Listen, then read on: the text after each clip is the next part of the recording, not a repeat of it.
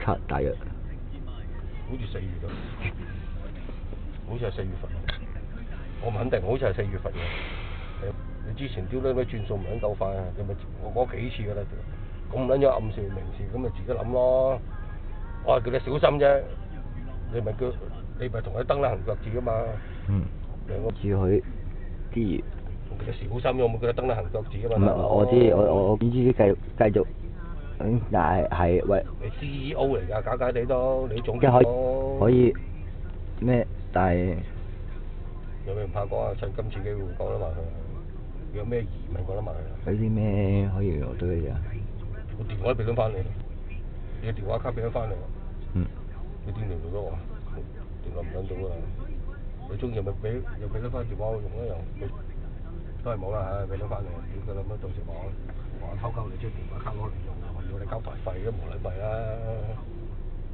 既然唔留電話聯絡，你中意咪俾翻個電話我用啦，係咪？俾翻個電話卡我用啦。你自己諗下係呢啲使嘢都防下嘢唔緊要。張電話卡唔係我名。喂，嗰張電話卡邊個名啊？究竟？嚇！我都話唔係我名喎。邊個名嚟㗎？頭先我俾翻你嗰張，屌你之前話你登記。唔係登記上台啫嘛，我話。你登記上台嘅？唔係啊，登記上台嘅上台卡嚟㗎，我話呢張係唔係主卡嚟㗎？登記上台係邊個登記上台？僆仔。嚇？僆仔。邊個僆仔？我名都個僆仔，發到幾僆仔啊？唔係啊，黑仔明。你鳩到咁樣㗎？咁你自己用開台㗎？都唔係啊，我梗係唔會用自己名登記上啦。屌你上一次我入你屋，你話2張卡你自己登記㗎嘛？我係話2張卡都係登記上台，唔係儲值卡咋。我對唔住，我錯啊。唔係。阿文哥對唔住，我錯。唔係，我解。再澄清一樣嘢，再澄清，喂，趁今次啦，嗰2張卡由頭到尾張卡你用咗幾耐啊？有冇用咗3個月啦？